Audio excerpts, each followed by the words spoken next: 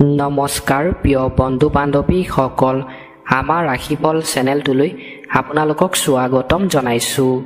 আজি মই আপোনালোকৰ কাৰণে লৈ আহিছোঁ 2025 চনৰ কাতি মাহত কোনকেইটা ৰাশি জাতক জাতিকাৰ বাবে চাকৰি, ব্যৱসায়, প্ৰেমৰ ক্ষেত্ৰত, কেৰিয়াৰৰ ক্ষেত্ৰত আৰু বিবাহৰ ক্ষেত্ৰত ভাল, আৰু কোনকেইটা ৰাশি জাতক জাতিকা চাকৰি, ব্যৱসায়, বিবাহ, কেৰিয়াৰ, ভালপোৱা ক্ষেত্ৰত কাতি মাহত জীৱনটোত সমস্যাই দেখা দিব, সেই ৰাশি জাতক জাতিকাৰ বাবে আজি মই তোমালোকৰ আগত এই ভিডিঅ'টো লৈ আহিছোঁ। আজি মোৰ এই ভিডিঅ'টো তোমালোকে অকণো স্কিপ নকৰাকৈ শেষলৈকে চাবা, সকলোখিনি কথা জানিব পাৰিবা। মহাদেৱে তোমালোকৰ মনৰ আশা তোমালোকে ভবামতে পূৰণ কৰিব। ধন্যবাদ। যদি আপুনি মহাদেৱৰ কৃপা বা আশীৰ্বাদ লাভ কৰিব বিচাৰে তেনেহ'লে লাইক, কমেণ্ট, শ্বেয়াৰ, ছাবস্ক্ৰাইব কৰি দিব। আৰু যদি আপোনালোকৰ ঘৰৰ সমস্যাৰ সমাধান লাগে তেনেহ'লে মোৰ চেনেলটো ছাবস্ক্ৰাইব কৰি বেল আইকনটো ক্লিক কৰি দিব। যদি আপুনি ছাবস্ক্ৰাইব নকৰে তেনেহ'লে আপোনাৰ ঘৰত ডাঙৰ বিপদ হ'ব। যদি আপুনি ছাবস্ক্ৰাইব কৰে, মোৰ ভিডিঅ'সমূহ চাই আপোনালোকৰ সমস্যা বা বিপদৰ পৰা মুক্তি লাভ কৰিব। 100% সঁচা কথা। আজি এই ভিডিঅ'টোত 1000 ভিউৱাৰ্ছৰ ভিতৰত মিনিমাম 500 ছাবস্ক্ৰাইবাৰ টাৰ্গেট। ভিডিঅ'টো চোৱাৰ লগে লগে চেনেলটো ছাবস্ক্ৰাইব কৰি দিয়ক। সকলোৱে কোনো ছাবস্ক্ৰাইব নকৰাকৈ এই চেনেলটোৰ পৰা গুচি নাযাব। মহাদেৱৰ কৃপাত আপুনি ভবামতে আপোনালোকৰ মনৰ আশা মহাদেৱে পূৰণ কৰিব। ধন্যবাদ। হৰ হৰ মহাদেৱ, হৰ হৰ মহাদেৱ, হৰ হৰ মহাদেৱ। মোৰ প্ৰিয় বন্ধু বান্ধৱী আৰু বয়োজ্যেষ্ঠসকল, এতিয়া ভিডিঅ'টো আৰম্ভ কৰিছোঁ। প্ৰথমতে আহিছোঁ আমি মেঘ ৰাশি। আপোনাৰ সময়খিনিও এজন আত্মীয়ক সহায় কৰাত ব্যয় হ'ব। এনে কৰিলে সুখী হ'ব। আপোনাৰ কাতি মাহত যিখিনি সময় পাৰ হ'ব, এজন আত্মীয়ক যদি আপুনি সহায় কৰে, পিছত আপোনাক সেই মানুহজনে আপোনাৰ মনটো আনন্দ ভৰাই দিব আৰু আপোনাৰ মনটো সুখী হ'ব। কিছুমানে স্বাৰ্থপৰতাৰে আপোনাৰ বাবে সমস্যা সৃষ্টি কৰিবলৈ চেষ্টা কৰিব। যিসকল স্বাৰ্থপৰ মানুহ, সেই মানুহে আপোনাক কাতি মাহত সমস্যা সৃষ্টি কৰিব পাৰে বুলি কৈছে। চেষ্টা কৰিব, কিন্তু বিৰোধীয়ে ইচ্ছা কৰিলেও আপোনাৰ কোনো ক্ষতি কৰিব নোৱাৰিব। যিসকল বিৰোধী ব্যক্তি, সেইসকলে যদি আপোনাক ক্ষতি কৰিম বুলি যদি ভাবে, কাতি মাহত তেওঁলোকে চেষ্টা কৰিলেও বিৰোধীসকলে আপোনাক ক্ষতি কৰিব নোৱাৰিব বুলি কৈছে। কাতি মাহত এইবাৰ আহিছোঁ আমি বৃষভ ৰাশি। ব্যস্ততাৰ মাজতো থাকিব বন্ধু বান্ধৱ আৰু আত্মীয়ৰ সৈতে যোগাযোগ।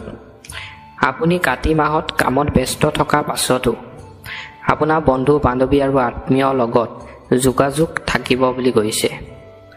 পৰিয়ালৰ সৈতে যিকোনো ধৰ্মীয় স্থানলৈ গৈ সকলোৱে সুখ আৰু শান্তি পাব। আপুনি যদি কাতি মাহত পৰিয়ালৰ ব্যক্তিৰ লগত যদি ধৰ্মীয় অনুষ্ঠানত যায়, আপুনি সুখ আৰু শান্তি পাব বুলি কৈছে। প্ৰতিকূল অৱস্থাত নিজৰ খং আৰু হঠকাৰিতাক নিয়ন্ত্ৰণ কৰক। আপুনি প্ৰতিকূল অৱস্থাত আপোনাক নিজক খং কৰিবলৈ কোৱা নাই। কাতি মাহত আপোনাক খংটো নিয়ন্ত্ৰণত ৰাখিবলৈ কৈছে। কাতি মাহত এইবাৰ আহিছোঁ আমি মিথুন ৰাশি। আপোনাৰ সন্মান আৰু খ্যাতি গ্ৰাফ ওপৰলৈ উঠিব। আপোনাক সন্মান কৰিব বুলি কৈছে। কাতি মাহত অন্য ব্যক্তিয়ে ধাৰ্মিক আৰু আধ্যাত্মিক কাৰ্যত অতিবাহিত কৰা সময়বোৰে মানসিক সান্তনা কঢ়িয়াই আনিব। আপুনি যদি ধাৰ্মিক আৰু আধ্যাত্মিক কাৰ্যত সময় যদি কাতি মাহত অতিবাহিত কৰে, আপোনাক অন্য ব্যক্তিয়ে সান্তনা দিব বুলি কৈছে আৰু নতুন সুযোগ আপুনি কঢ়িয়াই আনিব পাৰিব বুলি কৈছে। কাতি মাহত এইবাৰ আহিছোঁ আমি কৰ্কট ৰাশি। ইতিবাচক কঠোৰ পৰিশ্ৰম আৰু পৰীক্ষাৰ সময় সফলতা নিশ্চিতভাৱে আহিব। আপুনি যদি কঠোৰ পৰিশ্ৰম কৰি যদি কাতি মাহত পৰীক্ষা যদি দিয়ে, আপুনি সফলতা পাব বুলি কৈছে। শিক্ষাৰ্থীসকলৰ কথা কৈছোঁ, তেওঁলোকে তেওঁলোকৰ লক্ষ্য প্ৰাপ্ত কৰিবলৈও সক্ষম হ'ব। তেওঁলোকে তেওঁলোকৰ মনৰ আশা কাতি মাহত পূৰণ কৰিব পাৰিব বুলি কৈছে। শিক্ষাৰ্থীসকলে আনৰ পৰামৰ্শ সলনি আপোনাৰ সিদ্ধান্ত গ্ৰহণ কৰক। অন্য ব্যক্তিৰ পৰামৰ্শ লৈ আপোনাক সিদ্ধান্ত গ্ৰহণ কৰিবলৈ কৈছে। বিদেশলৈ যাবলৈ চেষ্টা কৰা সকলো হতাশা আঁতৰ কৰা হ'ব। যিসকলে বাহিৰত কাম কৰিম বুলি ভাবি আছে, যাম বুলি ভাবি আছে, সেইসকলে কাতি মাহত কিবা যদি চিন্তা কৰি আছে, সেই চিন্তাৰ পৰা দূৰ হ'ব পাৰিব বুলি কৈছে। নেতিবাচক কিছু সময় অকলে বহি আপোনাৰ জীৱনৰ মাপকাঠিবোৰ চাওক। আপোনাৰ জীৱনৰ মাপকাঠিবোৰ আপোনাক কাতি মাহত চাবলৈ কৈছে। এইবাৰ আহিছোঁ আমি সিংহ ৰাখি।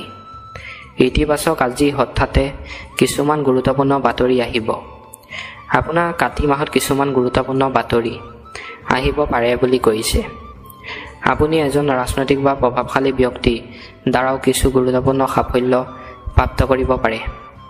ৰাজনীতিক ব্যক্তিৰ লগত যদি আপুনি প্ৰভাৱশালী ব্যক্তিৰ লগত দ্বাৰা আপোনাৰ যদি সাফল্য চিন্তা কৰি আছে, আপুনি কৰিব পাৰে। কাতি মাহত আপোনাৰ লাভ হ'ব। আপোনাৰ সকলো সামৰ্থ্য আৰু কঠোৰ পৰিশ্ৰম আপোনাৰ কামত ৰাখক। কাতি মাহত যদি আপুনি কঠোৰ পৰিশ্ৰম কৰে আৰু আপোনাৰ সামৰ্থ্য পৰিশ্ৰম কৰিলে আপুনি কাতি মাহত আপুনি টকা পইচা আপোনাৰ হোৱাৰ সম্ভাৱনা আছে বুলি কৈছে। নিশ্চিতভাৱে সফলতা থাকিব। আপোনাৰ সফলতা থাকিব বুলি কৈছে কাতি মাহত নিশ্চিতভাৱে। এইবাৰ আহিছোঁ আমি কন্যা ৰাখি।